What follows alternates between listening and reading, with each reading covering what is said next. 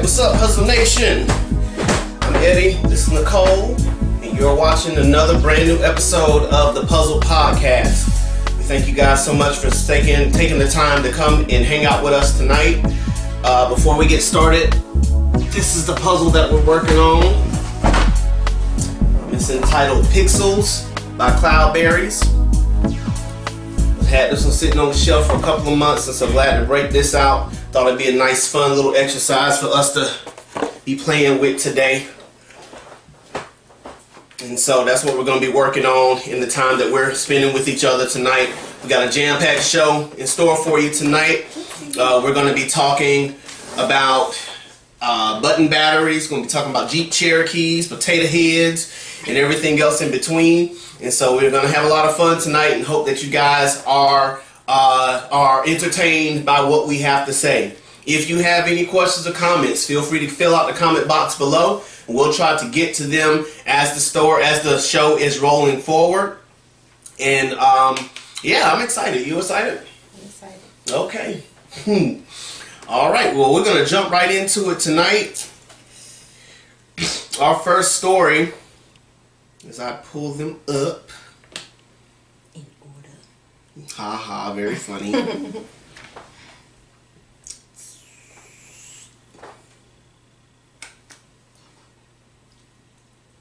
This first story is coming from the Today Show, NBC, talking about button batteries and the fact that they are problematic for children. This story entitled, "Her Daughter Swallowed a Button Battery and Died. Now this mom is taking action."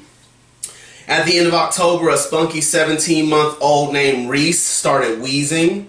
Her mother, Trista Hamsmith, took the congested, stuffy toddler to the pediatrician, who said it was likely croup. Soon afterward, the concerned mom noticed that a button battery was missing from a remote control. Gripped with dread, the Hamsmith family raced to the local emergency room with Reese.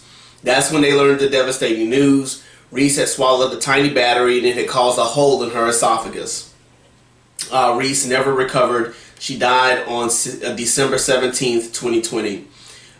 Reese's mother said this story needed to be told. It didn't have to happen.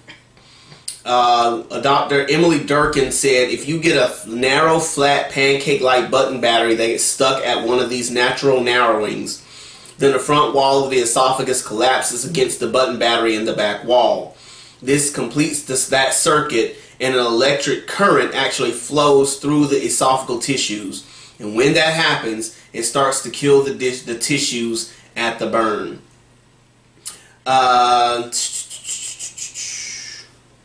Wanted to get down to the...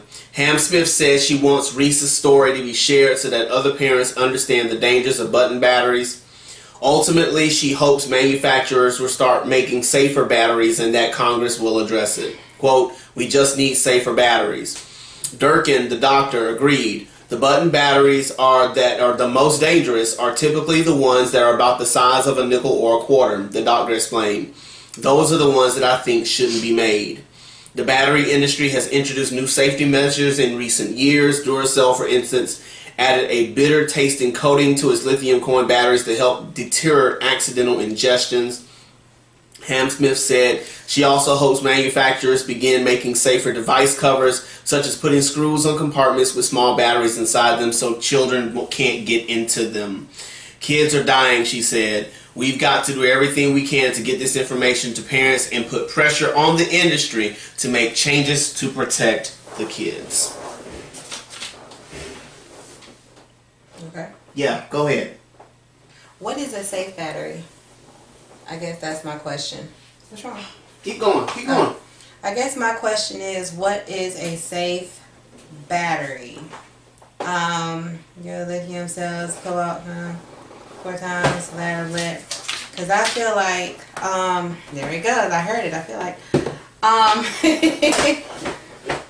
I mean, aren't all batteries, okay, so first of all, I am in no way trying to say that the mom is wrong in, you know, putting her story out there, because I'd probably do the same thing if it were my child, 17 months old. When I heard this, I first of all didn't know that the child died. And so my first reaction was, you know, that's why we need to childproof stuff. And I understand that, you know, batteries can fall out or whatever, but I feel like that should make it even more, what's the word I'm looking for? Necessary? Necessary for you to know where your stuff is, what's what, especially when you have a child who likes to put stuff in their mouth. Because, you know, when our youngest was small, her favorite flavor was paper, right? Yes. And so we would God, I have forgot to, about that. yeah, we would have to watch her and watch what she'd have, and, you know, and so, okay, when I found out that she died, I was devastated. I almost didn't want to do this story. No. Because you know how I am with children. With children, I know. It hurt my heart, yes. and I feel for the mom. I really feel for her. One reason I feel for her is because if it were me, I would probably be blaming myself. I hope that's not what she's doing, because, you know, children are going to be children. They're going to put things in their mouth. They're going to, you know, explore, all that kind of stuff, and she's at an age where she's going to do that. Mm-hmm. But then my question is still, what is a safe battery? Mm-hmm. When I say child-proof your house, like, I always use this, electrical outlets. You're going to make sure that they're, you know, covered and how they're supposed to be. But if a child gets shocked by it, what you going to do then? You know, are you going to say make electrical outlets safer? How can you make a battery safer? Mm-hmm. Like, batteries have acid in them, right? Yep. When a battery is dead or a battery bursts, the white stuff comes out. That's a battery. Yeah. Is that what a button battery does if it bursts? Does you know, all that come? Yeah. And so I don't know. I guess that's my question. And what is she doing? You know, as far as getting this story out, other than getting this story out, what else is there to do? I'm going to keep saying I don't understand how to make a safe battery, just like I don't understand how to make a safe electrical outlet. I don't understand how to make a safe gun. I don't understand how to make a safe pencil. You know, I don't understand how to make things like those safe because of what their purpose is. Now, if there's something that I'm missing, you know, let me know, but I just don't understand that. I'm funny. That's you hit my thoughts dead on the head. Kids are going to be kids. Like, you're not going to be able to catch a kid 24/7 with everything that's humanly possible to be ingested. People choke from money. Are you going to change the pennies and the dimes and the nickels and the quarters that could get lodged in a child's throat? No. Like, what we're gonna change our money system to?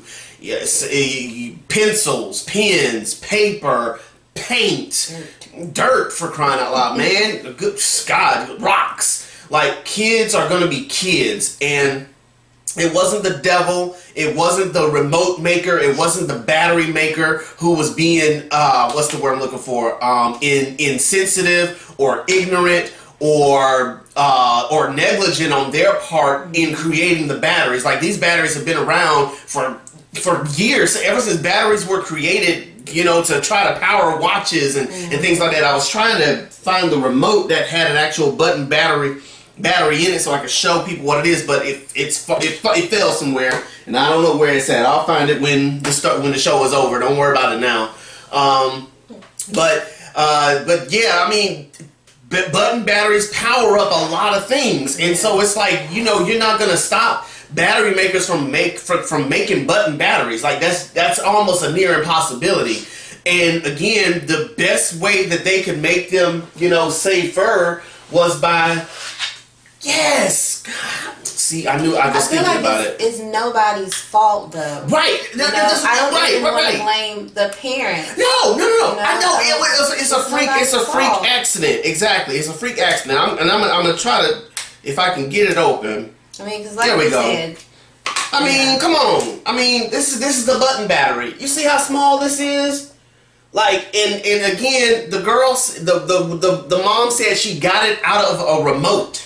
So that means because you saw how hard it was for me. That's what I'm saying. How hard it was for me just to open it. It would take an extreme amount of dumb luck for this to pop open to then reveal a battery for her to say, ooh, Yeah, I'm wondering if it maybe fell and how remotes fall. Yeah, it just happens to pop open. Exactly. How does she missing? Right, because she wasn't to the doctor. And she wasn't looking for the remote for a month, 2 months before she found it. Yeah, like they didn't even realize it was missing. And then when she was just like, took her back to the hospital. So again, it's like, it's one of those rare, weird things that just happen to happen. And like she said, yes, you could probably do better by, turning this into, like putting a screw on it to where, that's true. And so you could, get the manufacturers like these to do, right. But even then, screws go loose.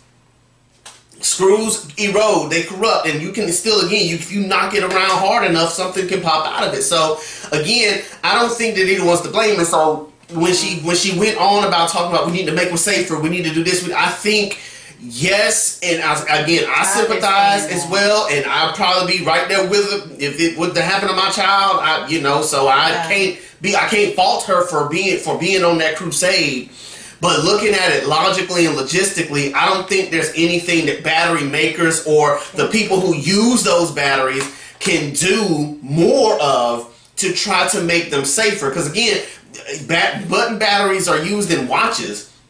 On that off chance that you break a watch and in the back of it pops open, here's this button battery, right? And you not looking for, you not knowing where your watch is at. Your kid's only 17 months, can't say watch over there, you're just not gonna be able to catch that. And so again, I'm not trying to down the mom either.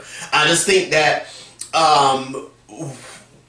what can be done? I can see it in that aspect of trying to childproof, not just button battery sort of devices, but just everything in general, because we make you put screws when you have different toys that you put batteries in, and I get that because they're for children, right? So I screw it so that children can't get into it to get the battery. That makes sense. Correct. So and so again, I again, given the logic behind that, I don't think that button battery users are thinking a child is going to use this and swallow it and knock this open. No, not just to use this remote, knock it open, and then ingest something. So again, I don't think that the kids are malicious. I don't think the parents are being malicious. I don't think the button battery makers are being malicious. I don't think the button battery device users are being malicious. I think it was just a freak accident that happened. And again, I was looking to see if there was any real hard data to see how often this happens, but I couldn't find any. The most I could find was that they had 15 cases over the span of 2006 and 2010 or 11 or something like that, and they studied them to see what had happened to the kids upon the knowledge of having swallowed such battery. But again, those numbers are so small. These are literally freak accidents. This is not something that's commonplace. And so, as sad as it makes me, again, that's my question too. Logistically speaking, what can be done to make them safer? I don't think there's anything outside of, again, making it more childproof than it already is. I don't see what else can be done, because again, I honestly, probably a remote like this, banged it up against something, playing with something, and boom, battery. No, for real, that's what I'm saying. I don't you drop this, it can easily pop open. Exactly. Ooh, and so yeah, so that's my thoughts on that, man. Again, I feel bad for Reese. I feel bad for I feel bad for Reese. I feel bad for Miss Hamsmith, the whole family. And just pray that they're able to find peace and comfort through the campaign that they have going now. And the child? I don't know. I didn't. They didn't make mention of it. if that was the case. So I'm just praying for them and praying that they're able to find peace and comfort through the campaign that they do have going in their pursuit of trying to, make it safer. If y'all have any questions or comments, fill out the comment box below and we'll try to get to them. Quick question: if they had a campaign like that, would you support it? Like if they're like, sign this so we can make batteries safer, would you support it? No. I would. Because I wouldn't, because I don't know what the solution is. Again, it's like I don't know what else can be done. Put screws on things. So okay, all right. I don't think that there was any malicious intent upon anyone who makes them. It'd be different if they were like, oh well, you shouldn't have had your child to be playing with remotes. But the battery makers aren't saying that. The battery makers aren't saying it. The battery device user people aren't saying that. No one is saying that's what you get. They're all sympathizing, like, what else can we do? Duracell themselves even said, we go the extra mile and we put a bitter coating on the battery in hopes that when they put it in their mouth, they'll automatically spit it out on that off chance, because we don't want them to ingest it. It's not meant to be ingested. So again, I don't see maliciousness going on to the point where they're wanting to take it to the Senate. They're wanting to have hearings and all this other kind of stuff. Not that far. That's what her campaign is trying to do. Oh. So that's why I'm like, no, I wouldn't sign it. No, because I don't think it needs to go that far. No one's being malicious. She's basically going past the battery people and not trying to work with them. Mm-hmm. I don't look. I'm not gonna put words in her mouth. I'm not gonna put words in her mouth. She probably is working with them. I don't know, but I do know that in the write up she was saying that she wants hearings and confirmation here. I mean, not confirmation, but Senate hearings and committee meetings and all these other kind of things to try to make batteries safer. And I'm sitting here like, I don't know. You know what? She's gonna meet the president. Watch. I doubt that. Watch. I doubt gonna that. Get some children. I doubt that. We'll see. I think she's gonna meet the president. Oh, you said meet him. I thought you said beat her. I was like, no. Yeah. Meet. Okay, yeah, that's probably gonna happen. It probably will, knowing him, or at least Kamala. Now he agrees with me. Or at least Kamala. Hey, me somebody for me AOC for all I care. Shoot, I like her too. If you have any questions or comments, fill out the comment box below. We'll try to get to them as fast as we can. You are watching the Puzzle Podcast with Eddie and Nicole right here on Instagram and on Facebook Live. And if you miss any of this or any of our past podcasts, feel free to go on Spotify and you can find all of our podcasts, all 16 that we've done so far and this one on Spotify. The next story is coming out of CNN.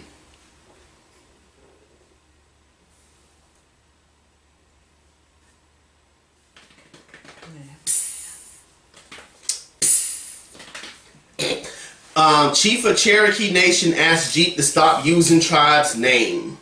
The principal chief of the Cherokee Nation has asked Jeep to stop using the tribe's name on its SUVs. The Jeep Grand Cherokee is the brand's best-selling, please go get that, model. What? While the Wikipedia thing that you looked at before, best-selling model, while the Jeep Cherokee is its third best-selling. Jeep recently unveiled a redesigned version of the Grand Cherokee, and the company has sold SUVs under the Cherokee brand name for about 45 years.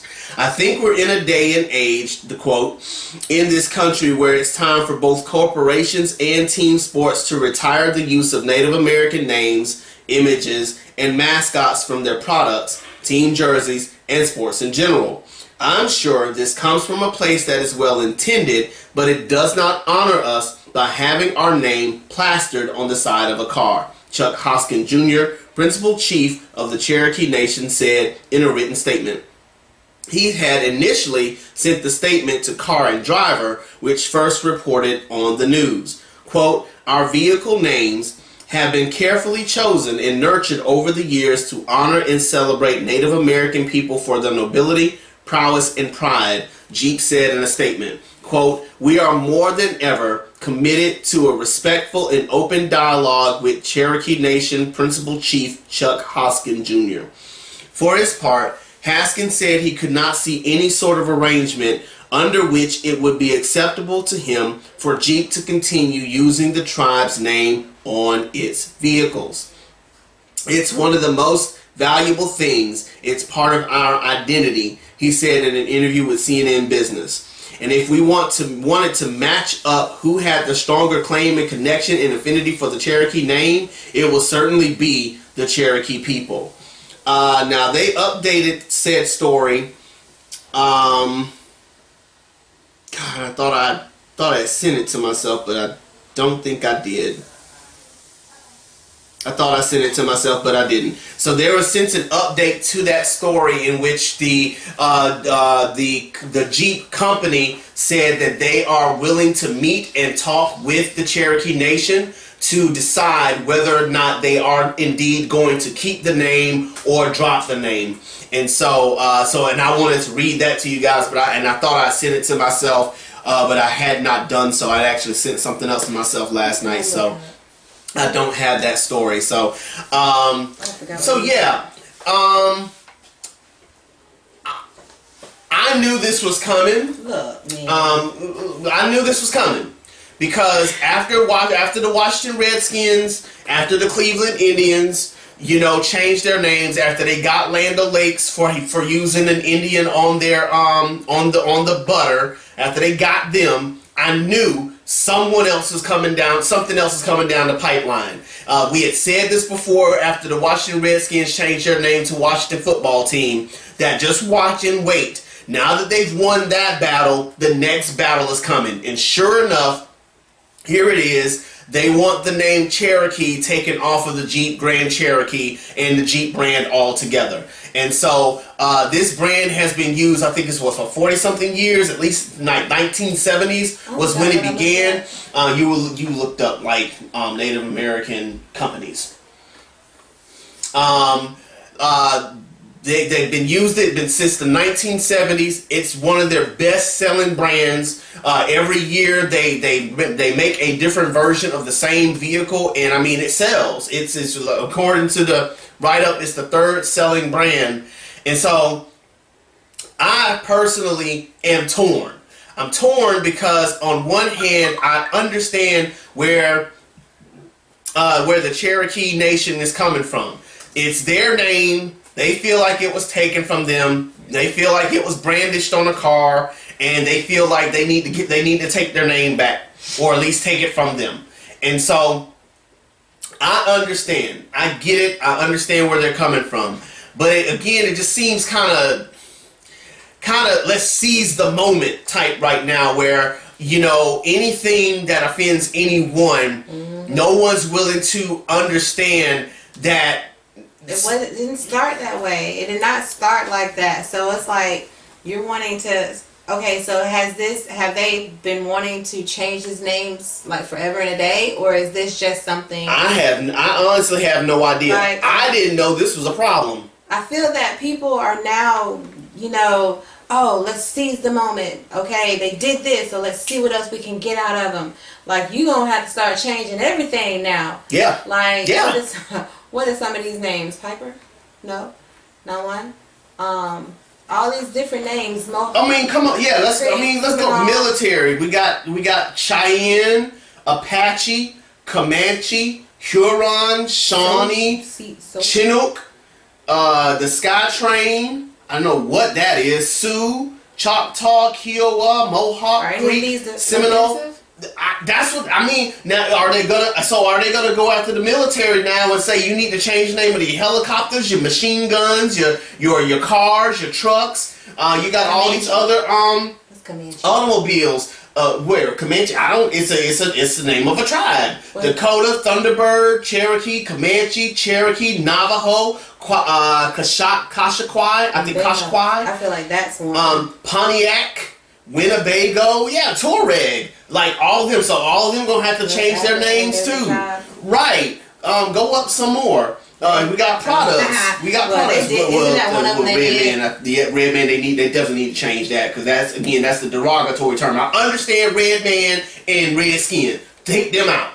But Ticonderoga, Wamsuta, Inca, Apache, Mohawk. Like so. Are any of those offensive? I'm not. No, sure. right. No. So the question becomes: are any of the one? Are any of those offensive? And two, why? Because I wonder if Native Americans own these companies. If Native Americans own these brands, own some of them, not all of them, but some of them, is it okay for them to use it, but not other cultures? Just like how they say we can use the N-word, but no one else can use the N-word. Is that where it's going? What it's boiling down to? Where Native Americans are the only ones that can use these brand names, but we can't use them. We can't use them to make profit.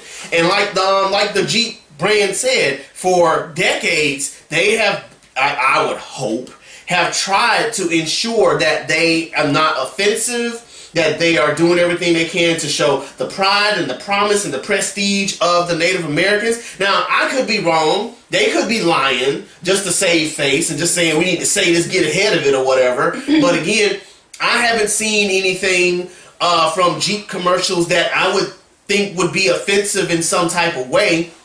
Mind you, I don't think they go out of their way to put a Native American in the commercials either. I think they're just selling a car. But again, I don't think that they're meaning any harm or meaning any offense. And these names were made when? Like since the trials began, man. I don't know. And so, like, you got to think about, and I'm just going to bring this up as a little, side. You got to think about when these names were made, it wasn't in today's time. And so I'm guessing that it wasn't such a big deal. It was just how it was back then, almost like Dr. Seuss. Oh, you finna bring him in? No. Come on, saying, okay. I'm just saying. All right. I'm just making it. I'm just trying to put it. That together. wasn't on the list, but here we go. Go on. I'm just trying to put it together. Mm-hmm. Like go ahead, in put it together. that time, I don't think that people seen it as a big deal as we do now. And so it's like when you're offended by those names now, but it's like I'm wondering if that's how it was in the past. Was it so offensive then? But because of today and how things have changed and how people feel about certain things and take offense to certain things, it's like it's a big deal now, but it wasn't back then. I agree. I think part of the issue that we're running into now is that everybody's offended about everything. Everything is offensive now. Like there's nothing sacred anymore. Go ahead. And you know why? Because people don't know other people's motives. It's reminding me of the situation we just went through with the whole washer dryer thing. Like people feel taking offense to certain things because of maybe how other people's actions are or how people treat you. People don't know others' motive behind what they do, and I feel like sometimes that's scary. And when you're scared, what do? You lash out. You get in defense mode. Yeah. And I think that's part of what's happening now. It's like now people are trying to seize the moment of I'm offended. So now I want this done, and I want it done my way. And like the guy said in the write up, the Cherokee leader, there's no solution that will work outside of them taking the name off the car. That's it. So you're not even willing to come to the table and have a conversation with these people who have been in these boardroom meetings and have had conversations and have figured out ways to make it work to where it's not offensive or it's a celebration of legacy and pride and all those other things. So once again, you've already made up your mind. You're not even willing to have a conversation. You're not even willing to try to educate the other side. Yeah. To help them see, to help them understand. Right. No, it's we go automatically to the extreme. And this is what frustrates me about the 21st century and where we are right now. We're not able or willing to sit down with one another and have the deep, hard conversations with one another to come to some type of compromise. We just want all or nothing. It's all or nothing now.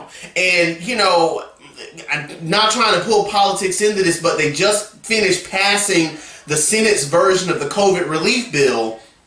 They spent all of yesterday and the day before deliberating and arguing over the $15, minimum wage hike, which the Senate they denied it. They denied it, and some Democrats were the ones to say no. And what that revealed to me is, part of it is they actually sat down and talked about some of this stuff, and they're saying things behind closed doors that we'll never hear about why they don't want it. And so, right, exactly. So we on the outside, we're like, they just don't want, millionaires just don't want to have money. They want to keep all the money for themselves. They don't want other people to have money, And so we don't get to see the deep conversations that they're having behind closed doors of why or why not this will work.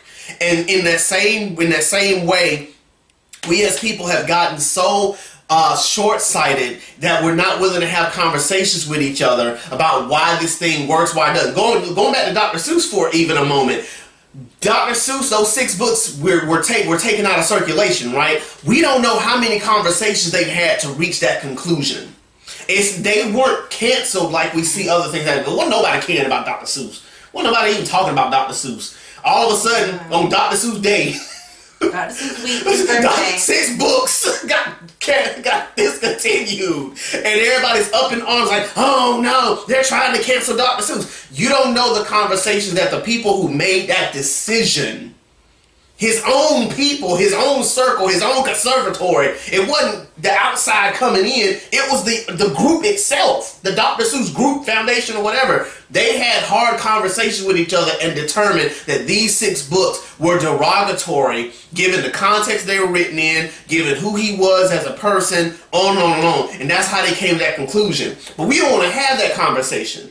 We want to turn it into, they trying to cancel our books now. They're trying to cancel Dr. Seuss. No, they're not. They were trying to make a conscious decision and say that these books were written and they were written in derogatory ways. Now, mind you, I've never read them, so I can't say what was and what wasn't. So I don't, and I don't even know the ones that they canceled. I don't even know what they are. From the little bit that I've seen, maybe I'm just naive to it, and I can show you what the little bit I've seen.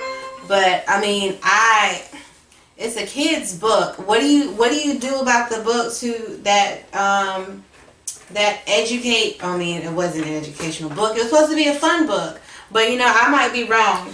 Right. That's why I said, for me, I never saw them, so I don't even know what they're talking about. I've never read them, so I don't know what they're talking about. And so if I read them, if I ever had a chance I can't buy them now. If I ever had a chance to buy one or read one, maybe then I would understand. The ones that got canceled, the one that got discontinued. I was about to say I got like not them. The ones that got discontinued. Maybe then I would have a better understanding of why they made the decisions that they made. Or if the people that actually made the decision did more than just a write-up and actually explain to us why they did what they did, I think it will go a long way toward helping us to understand more of what they were trying to accomplish. But again, that's on them. They ain't got to do nothing. So, at any rate, if you have any questions or comments, fill out that comment box below. We'll try to get to them as fast as we can. You are watching the Puzzle Podcast with Eddie and Nicole right here on Instagram, Facebook Live, and we will be on Spotify in the not too distant future. This episode will be on Spotify in the not too distant future. Here we go. Ow. Right. This story made headline news in a big way as well as Dr. Seuss. Hasbro is dropping the Mister from its potato head toys because, quote, culture has evolved, and it's angering critics who say, quote, woke imbeciles are destroying the world. America's favorite anthropomorphized spuds are getting a rebrand. Toy maker Hasbro announced on Thursday that it's dropping the Mr. and Mrs. from its potato head toys beginning this fall. According to Fast Company's Elizabeth Sergen, the decision was based on the way toddlers play with the toys. Quote, young children often make families with the potato heads, and not all families look the same. A quote, culture has evolved, Kimberly Boyd, a senior vice president and general manager at Hasbro, told Fast Company. Quote, kids want to be able to represent their own experiences. The way the brand currently exists with the Mr. and Mrs. is limiting when it comes to both gender identity and family structure. Dropping the titles will allow kids to adding whatever type of clothing and accessories they want to the potatoes, allowing for more varied expressions of gender and sexuality, Fast Company reports.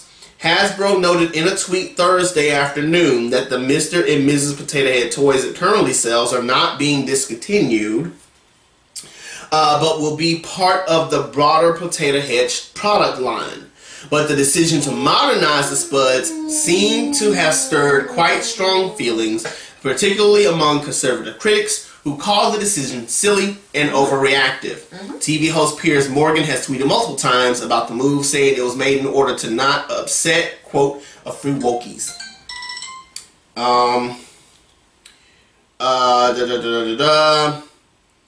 They said some stuff.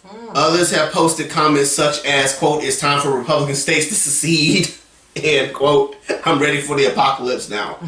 While much of the social media uproar surrounding the potatoes and their genders appeared to be at least partly joking, the decision to drop their titles does point to a broader trend in the toy industry: modernization. As Insider's Tanya Dua reported this week, other legacy toy brands, including Mattel, are thinking of ways to reposition their decades-old brands. Barbie, for instance, has transitioned from a plastic supermodel with impossible proportions and a fixation on dating to a role model for young girls. These days, Barbie is speaking out about racial equality and pursuing a career that has nothing to do with kin. And she's no longer just a thin, white, blonde woman. Barbie now comes in 175 different... You must be reading something. Oh, okay.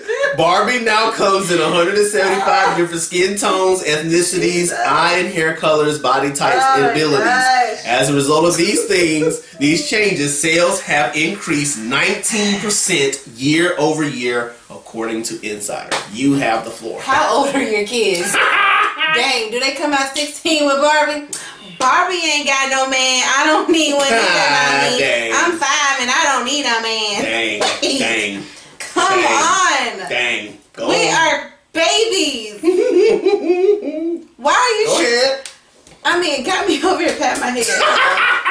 My head, let's start itching. Patting the head is a black colloquialism. It is. No, it's not. Wait a minute. I see some. Hold on now. My bad. I'm not trying to culturally appropriate.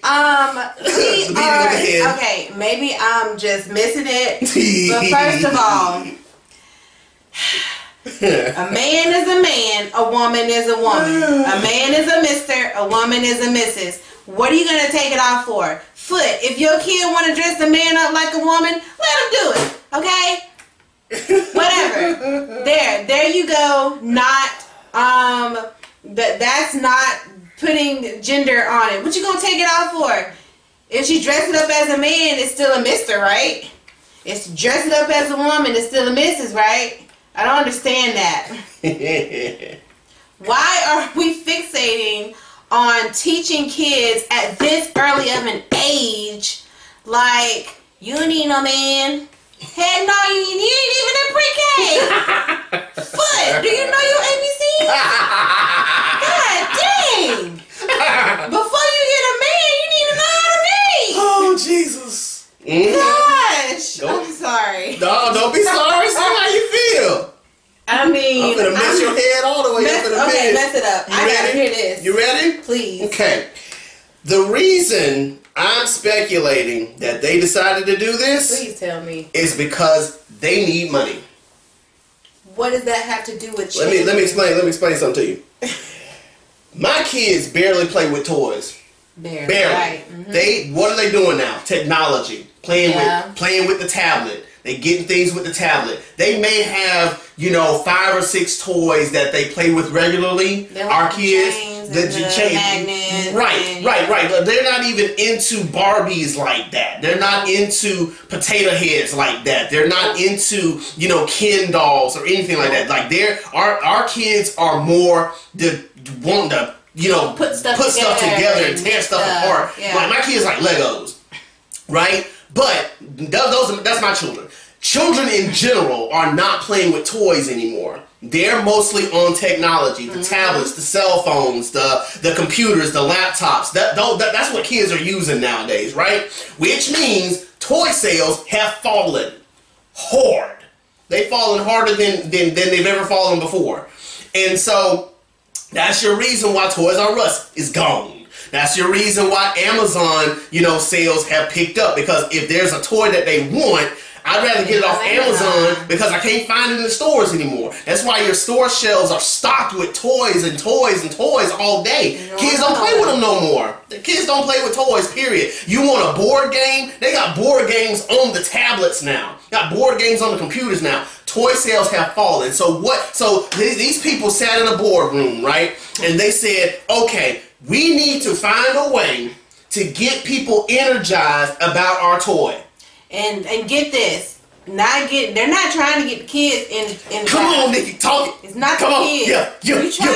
Yeah. Talk. Go ahead. You trying to get to the parents. Oh, yes. Because ain't no child gonna get up here and be like, "Ooh, I want Black Barbie because she don't need no man." Yes. In a minute. Exactly. You hit it right on the head.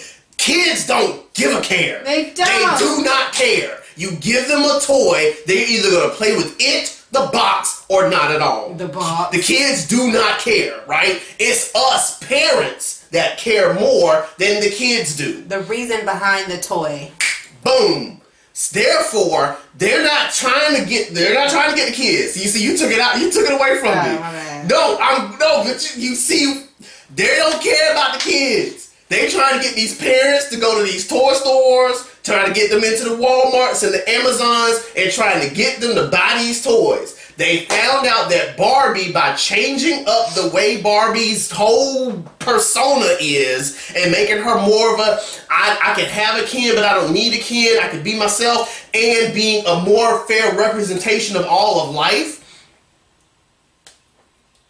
Hey girl, how you doing? It's good to see you, Mandy. Real good to see you tonight.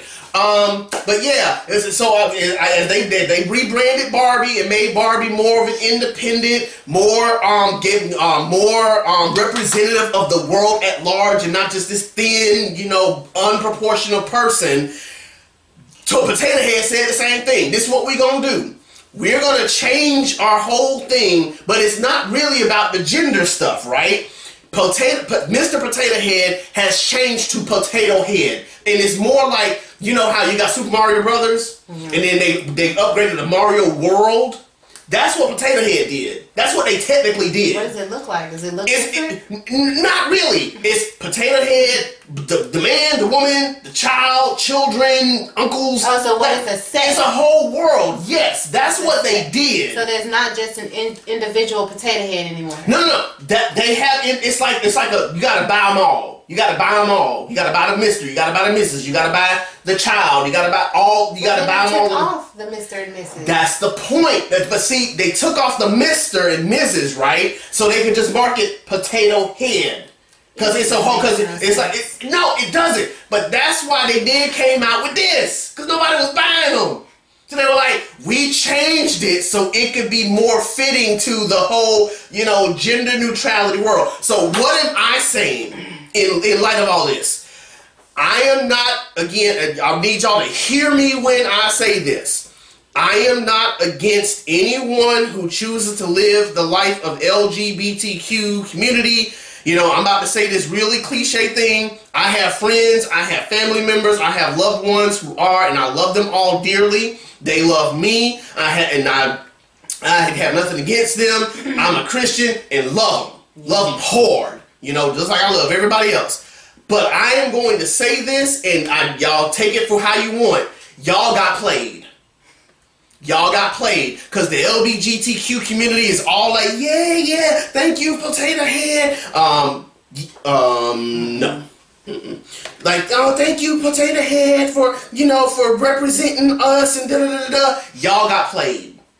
To me, y'all got played. Because once again, they're taking advantage of a moment where, thank God the LGBTQ community, is getting rights because y'all need them. Like, it's bad how y'all have been mistreated for so many decades, and now you're finally getting legislation put out there to help y'all in y'all situation, to help y'all to be able to do the things that y'all can do, to be the healthy families that you want to be the healthy relationships and not be discriminated on your job and everything else in between. But I'm telling you this with a straight face, you got played. Because Potato Head and their whole PR machine, yes, their whole PR machine, they do not care about the LGBTQ community like that. They are trying to sell their toys. And they're going to sell them by painting this narrative to say we're trying to be inclusive, when in reality, their whole premise was to try to expand in the whole Potato Head universe to begin with. But they had very little to do with trying to expand to make family norms, but instead was all about trying to sell their toys because they're not selling. Don't nobody play with Potato Head no more. Don't nobody play with Mrs. Potato Head no more. Don't nobody play with Baby Potato Head no more. The kids don't play with that stuff. But certainly, again, like I said, my kids ain't play with toys like that. My daughter can play with the same toy she done had for 5 years and don't get a new toy and still being satisfied because she got that tablet with her. And so again, with the kids going into technology the way that they have, it's not really caring as much about, toys like they used to. So they did this in an attempt to try to sell toys. And that's my belief on that. And so I'm sorry, y'all feel like y'all won a victory and you can take it how you want to, but I'm here today to tell you, in my humble opinion, as much as I love y'all, you got played hard. And I feel, and shame on them for using you guys as a means to try to get people to get the parents, not the kids, but the parents to go to the store and get the kids their toys so that they can say they have a picture of their family, when all they're going to do when they take that toy is throw it away and go back to their tablet.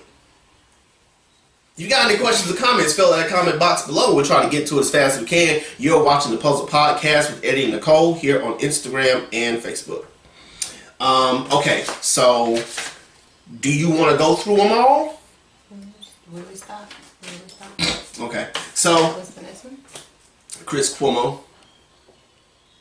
Is that the one with the brothers? Mm-hmm. And what's the next one? The Houston money stealer. Let's start with him. You might as well just do them all. And then we'll edit it later. All right. This one came out of the Washington Post. CNN host Chris Cuomo issues pitiful disclosure about Andrew Cuomo. I'm probably butchering their names.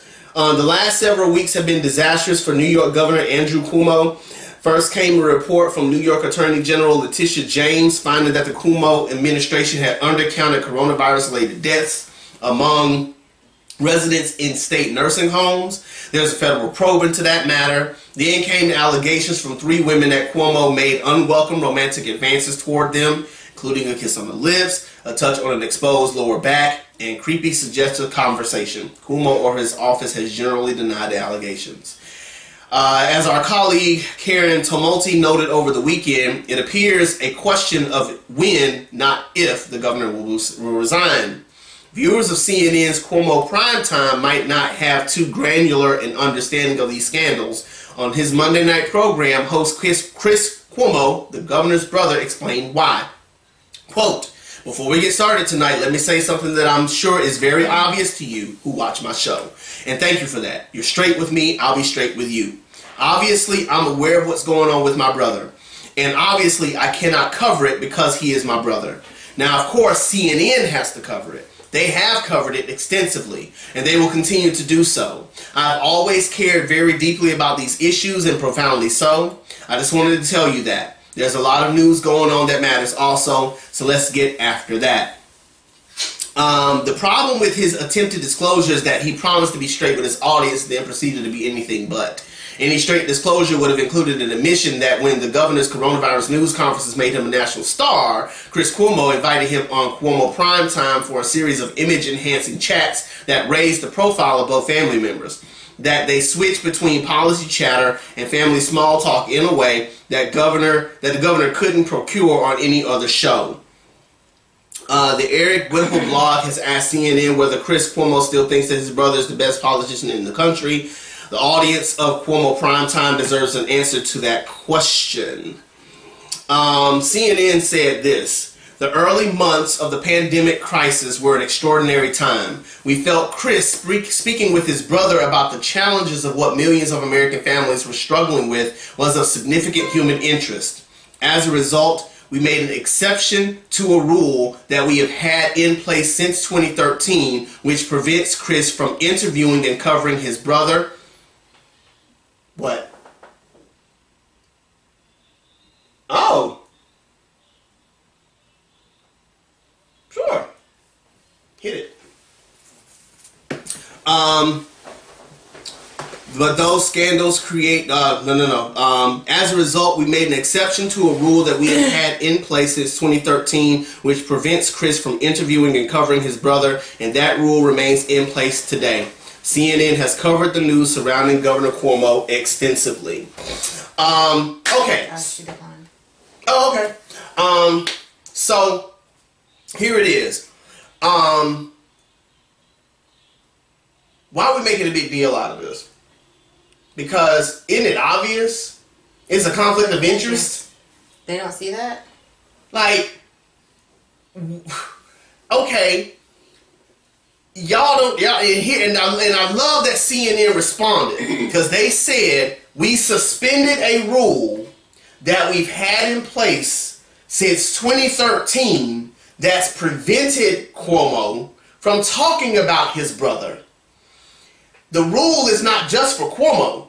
It's for anybody that's working for CNN that has any family members involved in what they're doing. And so, once again, it's like, why are we making such a big deal out of something that obviously, there's obviously, like, it's obvious. Like, you can't report on your brother. Now again, the pandemic was an extraordinary time because everybody tends to forget. Chris Cuomo caught coronavirus in New York. And so he had to host his show from home at one point.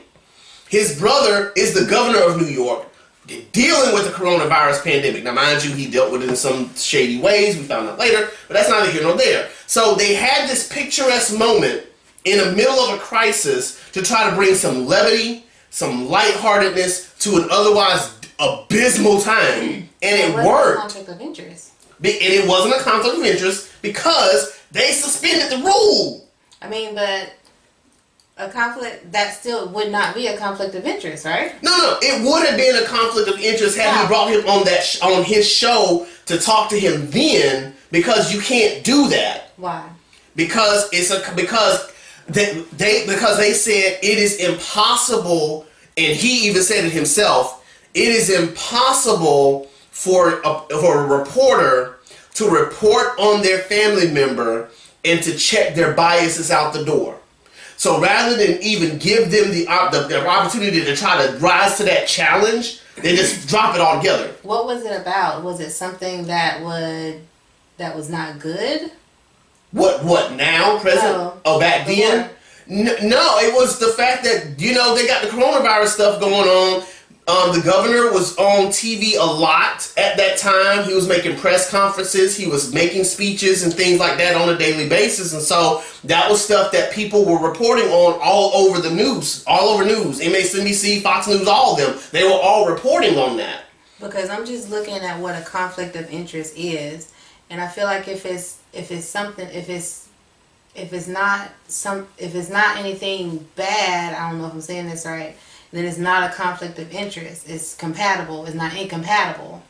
And so if it was something back then, okay, when he was just doing a story on him and the coronavirus, or what? I didn't, no, he was he was interviewing him. Right. About the coronavirus, his response to things, how things were going, and as a reporter, you have to be willing to challenge folk. And sometimes, if it's your family member, you'll hold punches back. So he's a reporter who tries to give it to you straight. Yeah, hold nothing, no punches back. Ask the questions nobody else wants to ask. He's that guy. And so, because of that, especially with what they have going on right now, there is a rule in place that says we're not going to give you the opportunity to put yourself in a situation where you have to ask your loved one a hard question and then you got to go home and go deal with them later. We're just not even going to let you have that. We're not even going to let you have that opportunity to do that. They suspended that rule early on in the pandemic because it allowed an opportunity for some hope. Again, just think about it like this. No, families can't see each other. Families can't be around each other. And so they can't be around each other either. Mm-hmm. So again, it's just, for me, it's like, okay, y'all are going through the same things we're going through as family members and friends. Okay, I can connect. We're connecting now. And so again, they put the rule back up in June when things, I guess, either were starting to get back to normal or whatever. But they put the rule back up before all of this. Before all of this. It's not like they put the rule up to protect. Boom. Exactly. Okay. So the problem is. That's what I'm saying. Like, y'all making mountains out of molehills, knowing good and darn well that you can't do it. Y'all trying to say CNN is wrong, that hormone show need to be canceled, that the governor need to be the governor probably do need to resign or whatever, but y'all got to be realistic. Like, here y'all go again, getting mad over stuff that's just to be mad, and you're not considering the nitty gritty of it all. Like, bruh, you can't do that. He can't report on his brother. He can't interview his brother, especially over something like this. But even before then, they wouldn't let him talk about the good stuff that was going on in June, July, August either. Yeah. Like, so no, he wasn't reporting on him then. So no, like, you can't get upset. Once again, people trying to find a reason to be upset. Why you ain't talking about your brother? No crap. Why would he? That's it. You have any questions or comments? Fill out the comment box below. We'll try to answer them as best we can. We want to skip to the end? Yeah. All right. We'll leave the money stealer for next week. I love this one. All right. Our feel-good story of the night is coming off of CNN once again. This is a very nice story. Yeah. Friends find out they are biological sisters years after they met working at the same restaurant. No. Cassandra Madison, 32, and Julia Tinetti, 31, began telling people they were sisters not long after they met in 2013 while working at the Russian Lady restaurant in New Haven, Connecticut, but a recent DNA test confirmed they are actually biological sisters. The two women had a lot in common. They were both adopted from the Dominican Republic as babies. They looked enough alike that customers and co-workers mixed them up all the time, and they each had Dominican flag tattoos. The tattoos got them talking and they became fast friends. We hit it off right away. There was no trying to force a friendship or anything, Madison told CNN. Our personalities are very similar, so it was very easy for us to just start hanging out. We had an event that we went to and we dressed alike. Our socks matched, our sneakers matched, our sunglasses matched, our shorts were black. She made us tape tops that said she was the big sister and I was the little sister. We kind of just went with it like as a joke. It was not serious at all. So we said at one point they looked through their adoption paperwork to see if they might be really sisters, but the form said they had different mothers who lived hours away from each other. So we said, okay, never mind, forget it. We're not. Let's just move on with our lives. But he still played along with it. Madison thought she just learned more about where her ancestors came from, but also turned up a cousin who lived in Connecticut and knew her dad. Biological mom died in 2015, but Madison had been to the Dominican Republic to meet her dad and family members. Madison and Tanetti reconnected last year and realized that something seemed off about the paperwork. Move.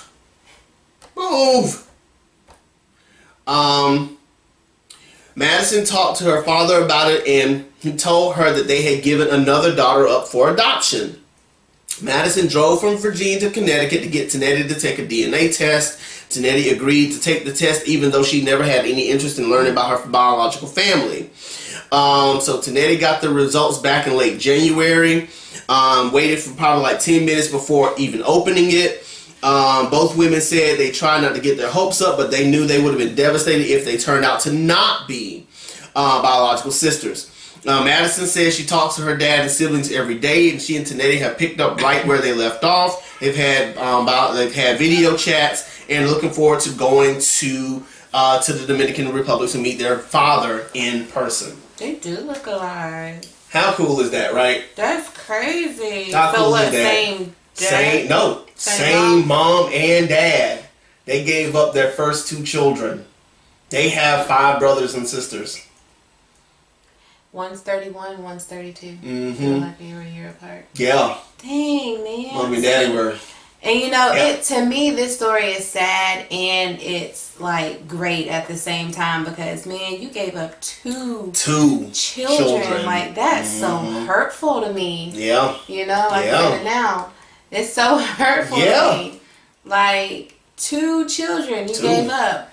Like, I wonder if their parents are still alive. Have they met their parents? But they've met their other brothers and sisters. One has met, because mom's dead. They've met the older one has met the dad and the siblings and the whole family in the Dominican Republic. The younger one hasn't gone yet because of coronavirus. So once coronavirus ends, she's going to decide whether or not she wants to go and meet the family, meet her family and all that. So she hasn't done that yet. But yeah, how cool is that? You're working with your sister this whole time, and you don't even realize it until years after y'all stop working together. I mean, that again, it's a feel good story and a tragic story at the same time. But again, I mean, thanks be to God, they know now, and now they're able to have fun with it. I mean, they've been sisters this whole time, not even realize they were sisters. So they might as well be sisters now, and love one another. And thanks be to God, they actually got the DNA test and they were able to get it done. That's crazy. Yeah, man. And so, as we're always saying, man, if you can't see the good, be the good. And gratefully, things are happening in the world, and you just got to be good enough to see it and be able to share it with somebody else to let them know that all hope is not lost. Speaking of which, I have my own personal story to tell, in that I got my first vaccine dose on Friday, and I'm grateful that I was able to get that done. I'm hoping that look at them, dog. They look like God, dog. And I'm hoping everything's going well with me so far. No real issues, just a little mild arm soreness, but it just feels like I went to the gym and worked out or whatever. It doesn't feel like anything major for me. So I'm grateful that I've got the first shot. I go back to get the second one on the 26th. My wife is also scheduled. My brother and sister, my mom, my dad, and my brother's wife have all gotten the shot. At least the first dose. I think my parents have gotten both doses at this point. And so again, if you are able to, if you are in line to go get it, if you are a part of the group that can go get it, please go get vaccinated. All of your political stances be darned. We are trying to get ahead of this thing finally, and with all things that are happening right now, there's so much hope on the horizon for us to finally be able to take these masks off and go do the things that we have missed for so long. So please do your part, get vaccinated. And let's try to stem this tide and hopefully get back to some state of normalcy. I'm waiting for the day for Dr. Fauci to be like, you can take these masks off now. My baby is so ready to go crazy. Listen, okay, the heart broke, we couldn't do stuff with them, you know, that they wanted to do because of that. But again, just trying to be safe and trying to be careful. Mandy, that's what's up, girl. That's what's up. She's had said she got both doses. Good. That makes me happy. That makes me so freaking happy. So yeah, y'all, again, just go do your part. If you can't see the good, be the good. We love you guys. Thank you so much for watching. This will be put on Spotify within the next couple of days. So if you missed any part of this podcast, you can go to Spotify and look us up, Puzzle Podcast with Eddie and Nicole. We'll be right there on your Spotify, your iTunes, your Google Podcasts, wherever you get your podcasts at. More than likely, we are there. We love you guys. Y'all have a great rest of your weekend, and we'll see y'all in the next episode of the Puzzle Podcast. Peace out.